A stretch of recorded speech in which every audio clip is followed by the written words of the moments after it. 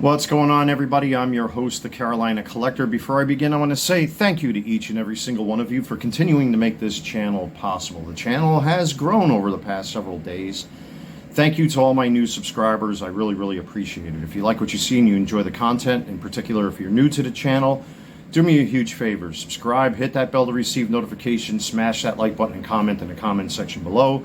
If you want to help to support the channel financially, I have an eBay store called the Carolina Collector 001. The link is in the description box below, where I'm selling baseball cards and various other items from time to time. And if you want to make a donation to the channel, click on the coffee link. That link is in every video, live stream, and short that I do here on YouTube. Thank you so much, everybody. So I really haven't got into any sports card talk in a while. So cheers, everyone. Sugar-free Red Bull like always.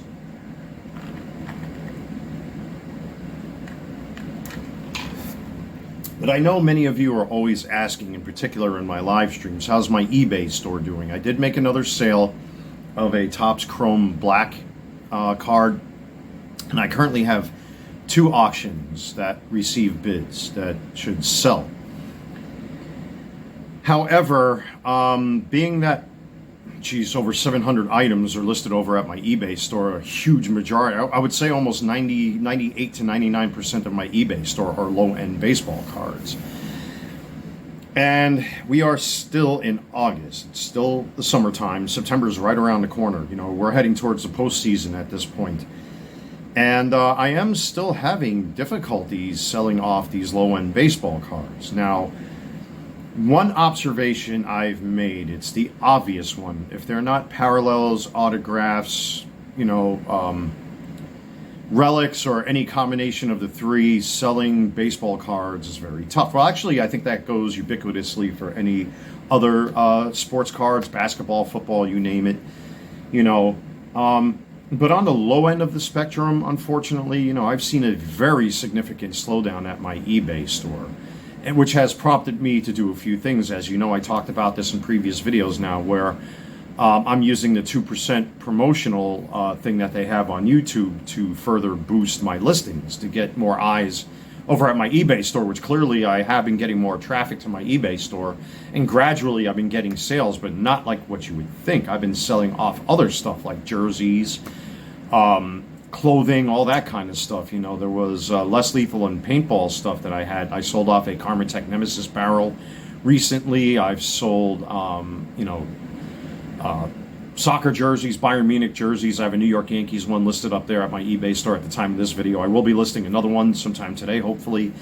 It's just been tough because on the low end spectrum of selling sports cards, I've seen a significant drop off. Many of you have talked about this in my live streams, and that's why I'm making this video, because I know you guys get curious about what happens with me. I think out of most of my viewers, as far as my live streams are concerned, I think I'm probably the biggest content creator in the mix. So I guess my insight, it's not the end-all be-all. I'm not an expert. This is just my experiences and observations. I don't want that to be lost in the rhetoric that I'm about to spew off to all of you. But the simple fact of the matter is that, these low-end sports cards simply are not going anywhere unless you are a key player. Shohei Ohtani, Yoshinobu Yamamoto, Andy Pages, Ben Rice, Carson Bench, guys like that. The rest of them are just toilet tissue for collectors to wipe their rear ends off of. And it's a simple fact. Again, with everything that's going on with the economy, I've already denounced Trump because of the things that he has done and what he continues to do. Recently, he signed a executive order about birthright citizenship. The Supreme Court has turned on him. Another federal judge has stopped him from building his ballroom. I mean, there's all this stuff and all this shit that's going on in this world. You got the conflict going on with Iran, and Ukraine and Russia still duking it out. It's just like a never-ending vicious cycle of nonsense. No matter who sits in that chair in the White House, whether Democrat or Republican, it's going to cause some sort of side effect because of whatever policies they're trying to push, or whatever political ideology they're trying to push. And it affects the rest of us. Gas prices are still high. Grocery prices are still high. Stores are closing down all over the place. People are taking to the streets, robbing and stealing. There are all sorts of scams and cons going on. It's bullshit what's happening in this world. Trump's no different. He's just as bad as Biden, but from a different direction. I'm sorry to say it. But, I'm not betraying the GOP. I will be voting Republican again, come the midterms. But the simple fact of the matter is that Trump's track record in this second term has really not been the greatest, and as a result, with the tariffs, as a guy that, collects toys, especially if I have to order these from overseas, in some cases I've had no choice but to get some of these collector's items, from Canada or from Asia, wherever it may be. I've had to pay tariffs on this stuff. This channel is not monetized. I'm not sponsored by anybody. I depend on my eBay sales and donations to the channel for me to be able to get this stuff, because I am on a fixed income. And I was doing great until about maybe a month and a half to 2 months ago, where all of a sudden my sales just went phew, because of everything that's going on in the world, especially with Trump's administration and the things that he has been pulling. It's not looking good for a lot of eBay sellers, including myself. That's why I've been forced to diversify and just take things out of my own closet and start selling stuff, including jerseys and, what have you. And so far, it's been pretty good. I've been able to get back to the numbers that I'm used to seeing, but that's only finite. I only have so much stuff I'm willing to part ways with. If I have to, if I'm desperate, I will. But at this point, I got plenty of stuff. So, I'm really not worried for now. It's just being patient and finding buyers for, the things that I'm selling on eBay. But when it comes to sports cards, especially low-end sports cards, like I'm selling, it's very difficult to get buyers at this point. And I have tried, again, using the promoted listings and trying to bolster my sales by selling other stuff and everything else. But, I've been able to sell sporadic baseball cards here and there, but these baseball cards have particular players that they represent. Again, Andy Pagesh, Shohei Ohtani, all of this kind of stuff. And it's like, if you don't have these names, you're not going to really do well unless you find completionists out there or people that are looking into low-end cards. I mean, it's very difficult because, most collectors, they want those big names. They want the autos. They want the parallels. They want the refractors. They want this. They want that. And everything else is just trash. And what Topps and Fanatics is charging for boxes of baseball cards, in particular the hobby boxes these days, you'd be hard pressed to find collectors. I was ripping wax here on the channel for a while, and I stopped. The last wax I opened up were those Topps black cards, and or Topps Chrome Black baseball. To be more specific, they were like $500 a box.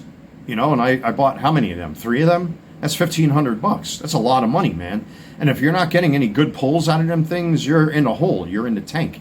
The risk, right now is so extreme that, you'd be hard pressed to find modern collectors wanting to go out of their way to find this stuff.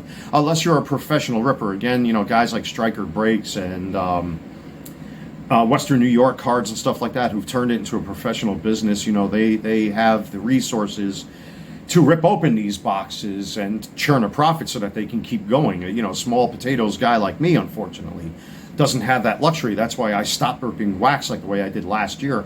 And it was only until the middle of the summer I decided, okay, for the sake of the channel, let me rip some more wax. But unfortunately, the profit margin in, selling these cards after ripping wax, to me, it's just, it's a dangerous game, and they keep stretching the rubber band and stretching the rubber band and putting more filler and more inserts and more garbage into these sets, and they're charging more for less. Shrinkflation is a thing, unfortunately, in today's economy. So for me, it's just not worth it to buy wax, because if I'm not going to get anything out of it, then what's the point?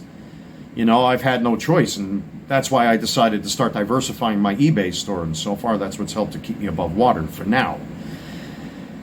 But if it continues this way, I really don't know what's going to happen. I got over 700 baseball cards sitting here, and I got boxes and boxes of baseball cards in my bedroom closet in storage to list. But I don't want to list any more baseball cards, because if they're not moving and they're not selling, eBay is going to have a problem with that, because there were times if I wasn't moving product, eBay would send me an email saying, well, you haven't sold anything, you haven't done this and done that, it's going to affect your account, and then you're going to be able to list less, and blah, blah, blah. and all the quirks that come with that will be gone, unfortunately. So, it's a risky game. It's a risky game to sell low-end baseball cards these days. Will it improve by the fall and by the holidays? Because last year I had a fantastic Christmas with my eBay store. I understand people are still on vacation. School here is going to be starting very soon in North Carolina where I live, so the kids will be in school. South Carolina just had a tax-free weekend, as a matter of fact. I wish they did that here in Mecklenburg County, but it's run by, left-wing socialist Marxists, who pronoun Democrats. So good luck on that. And, right now, with the way things are going, with the economy, with the expensive gas prices and the conflict going on in Iran and Russia, Ukraine, I bought steaks from Sam's Club recently. The price of a pack of skirt steak, it's a 4-pack of skirt steak and or a 3-pack of ribeye goes for about the same, $45 to $60 for steaks. That's a lot of money, folks. Fortunately, with my last outing to Sam's Club, I loaded up on some what they call yellow tag stuff that I could put into long-term storage because I have the freezer bags and all that good stuff to wrap up steaks so that this way I can put them away for weeks and months on end. So I tend to target those first, and then I'll go into the new stuff that they put out for sale. I try to go after the yellow tag stuff first. There's nothing wrong with it. It just means it's going to expire in like a day or two. So, hurry up and get it. And they knock it down, by like $4 or $5 or something like that. So I try to target those first and wrap it up, put it in the freezer. And then I got myself steaks to last me for weeks on end. You got to see what my 2 freezers look like. I have a mini refrigerator in my bedroom for my insomnia, so I don't have to wander all over my apartment. And then, of course, I got my main fridge, which is right behind me there. So I got plenty of meat to last, man. But steaks are fucking $60 and so $65 in some rare cases that I've seen at Sam's Club. For God's sakes, that's a lot of money, ladies and gentlemen. Imagine if you have a family with kids and you're on a fixed income.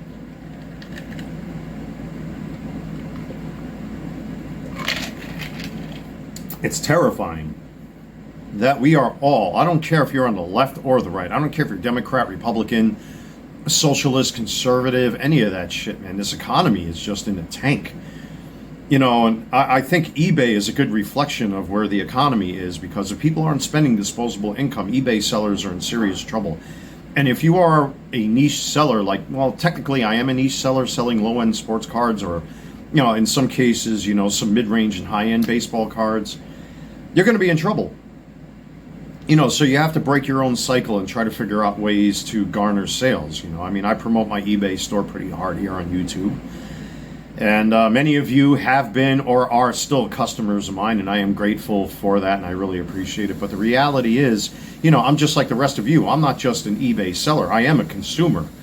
All this stuff that you see me reviewing on the channel comes out of my own pocket. And if I'm able to sell things on eBay, and now I'm trying to sell all my old stuff that I no longer need, want, doesn't fit, I don't use, that's my prerogative, I can do that. I pay for these out of my own pocket. But it's had to come to a point now where I'm having to pick and choose exactly what it is that I purchase. So, I have to tread carefully, and I think most of you will probably agree that, we are seeing a significant decline all across the board, no matter what it is you're selling. Unless you have things that people want and need, good luck. If you're trying to scalp Transformers, like I was falsely accused of trying to scalp Transformers, that narrative was thrown out the window a long time ago. I have every right to sell off old stuff. If I want to replace one action figure with another, if I think one is vastly superior than the other, what do you think I'm going to do? Sell off the old, keep the new. That's my right and prerogative to do. Scalping is literally taking a thing off the shelf and immediately selling it for 3 or 4 times what it goes for in retail. That's scalping. Learn proper English. But anyway, with that being said, you're going to have to pick and choose. And if you are a niche seller, like I said, with myself and my eBay store, I was forced to go through all my stuff, which I needed to kind of thin out my collection and thin out all my stuff here at home. And I noticed it because there are little pockets of areas where I was keeping things in storage and boxed up and hanging on my jersey rack where it's like, oh my God, I got all this stuff. I don't wear it. I don't use it. I lost weight. So a lot of these jerseys are too big on me. They don't fit me properly. I'm never going to wear this stuff. Or I'm never going to use this stuff. I might as well just sell it and put some money back in my pocket. So far, so good. I've been doing good with that. But everything else, it's a risky game, folks. If I were many of you, I would start, taking a look at your eBay store and potentially start listing other stuff to garner some sales. Otherwise, if it continues like this in the low-end sports card market, a lot of us are going to be in trouble. That goes for myself as well. But thank you to those that continue to support my eBay store. I really, really appreciate it. Thank you to those who have donated to my coffee link and everything. And I'll keep you posted as to the continuing progress of my eBay store. So far, I've been lucky. But the low-end spectrum of sports card selling is not looking good, folks. It really isn't looking good, at least from my point of view. So take care. God bless. Stay safe. I'm your host, the Carolina Collector. Take care, everybody.